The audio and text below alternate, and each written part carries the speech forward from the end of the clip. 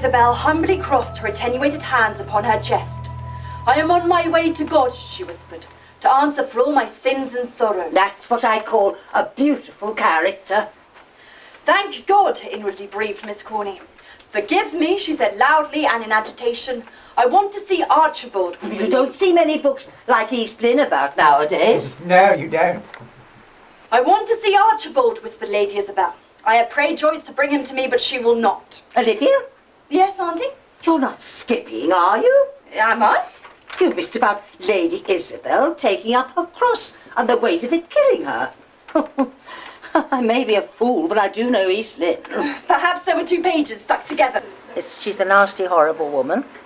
And she's horrible to everybody. Together. She's very convenient when you want your walk, eh? Oh, I suppose I'm just a fool as well as an invalid. But I thought you were feeling so much better. You had 2 helpings of bacon at breakfast. Doctor's orders. Crikey! There's a man here in Weston-super-Mare who stood on his head for a bet for 20 minutes. He's not come to yet. So, I play Hubert Laurie. She looks a bit off colour, doesn't she? The atmosphere must be getting her down too. Well, I'm beginning to wonder if I'll be able to stand it myself, coming here every day for another week. There's nothing to prevent you staying at home every day for another week, is there? Yes, there is. What do you think I invite myself to lunch every day for? You don't think it's the old biddy, do you? No. I mean, I don't mean to be rude, but women don't get men proposing to them every day, you know. I can't think why you want to marry me, as a matter of fact. It isn't the same as if I were pretty or something.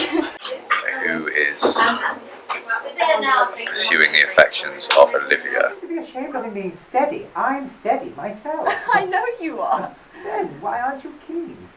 Because you're an unmitigated bore. A bore? Me? A bore? Gosh, I think you're a bit eccentric, Olivia. I really do. Oh, gosh, that's really put the kibosh on it. People could call me a thing or two, but I've never been called a bore. Well, bores never are. You could describe him as a pompous bore. Hi, my name's Janine, and I'm playing the cook in this wonderful play by Emlyn Williams. It's a wonderful company, and it's been great fun. Lovely people to work with. Thanks. Yes, clear away. That's Dora's job. Where's Dora? She's gone into the clearing to collect some firewood. You can't expect the girl to collect firewood with one hand and clear the breakfast with the other. Clear away. All right. You sour-faced old hag. What does she say? Oh, she heard, and you should save her face and pretend she hadn't. She knows nobody but me stay here a day if I left. She ought to talk to me like that. I know she steals my sugar. That's a living lie. Who are your roses? You've cut them too young. I knew you would. Well, if you don't like them, why don't you come and choose some for yourself? That way you'll only have yourself to blame. That's a nice way to talk to an invalid. If you're an invalid, I'm the Prince of Wales. I play Inspector Belsize, who's he's a very laid-back policeman, it seems to me. A rather Columbo type of character. There's always just one more thing. Mrs. Bramson, I'm sorry to break in on you like this. My card. Suppose you're going to tell me that you're from Scotland. Oh. I see you've all your wits about you. Criminal Investigation Department. It's purely an informal visit, I assure you. Well, I don't like having people in my house that I don't know. Well, I'm afraid the law sometimes makes it necessary. You can go. I don't want to go. I might have to be arrested for stealing the sugar. Sugar. As a matter of fact, you might be useful. Any of you may be useful. Do you mind my pipe? Hello, my name is Perry, and I'm playing the character of Dan in Night Must Fall. Dan is a sort of happy-go-lucky character that we first meet because Mrs. Bramson's maid, Dora... Oh, come along, Dora. It can't be as bad as all that. Oh, yes, it is. Oh, well, you can leave, that's all. That settles it, you'll have to go. Oh, please, Mum. My name's Georgia. I played Dora in the play. I'm in terrible trouble. Have you been stealing? No. Are you going to have a baby? Mrs. Bramson's maid, Dora, is discovered to be pregnant, and it turns out Dan is the culprit. Morning all. So you're Babyface? Oh, that's me. It's a silly name, isn't it? I must apologise to all and sundry for me working togs, but I've been on duty this morning. Me hands isn't very clean. You see, I didn't know as it was going to be a party. Party? Well, it's ladies, isn't it? Hi, I'm Anastasia. I'm playing the part of Olivia Grange. She's feisty. She's a very intriguing character who changes from the beginning to the end.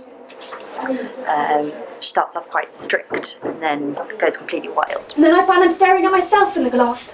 And I realise how successfully I'm hiding all the thoughts I know so well. Oh, she's surprised to see that he's a sweeter lad than she expected him to be. Have you got a son? Oh, I don't have anybody at all. Oh. But I don't like to talk too much about my mother. And they discover they have a sort of affinity, a kinship, which means Dan suddenly becomes part of the household. So here we are in Set Theatre, in this lovely venue. It's incredibly intimate. It's got the feel of a maybe televisual performance. It's lovely having the audience incredibly close to us. But it being that intimate means that we can really give the audience a nice shock, and they feel very much part of the action in those tense moments. Do you mind saying something? There's a funny twitching in your throat when you talk. Oh, it's only slight. I expect it's nerves. Oh. She's completely fallen in love with this trickster. And he's adorable. Pericles, his name is Pericles. It's real bad. Why didn't you sleep in your bed on the night of the 10th? Why didn't you tell us that you were having an affair with the deceased woman? Yeah, I remember thinking about it next day when the woman was missing, trying to remember if I could think of anything funny. What time was that? About, you know, when you wake up in the night, you don't know what time it is. Yeah, I could never sleep when I was at sea neither, sir. Don't keep things from the police another time. No chance. They always find out, you know. Yes, sir. And there's always just one more thing. But he gets his man in the end. So she gets her comeuppance in the end, of course. But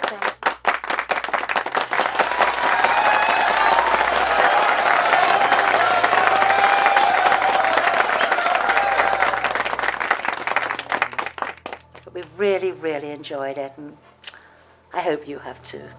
Thank you.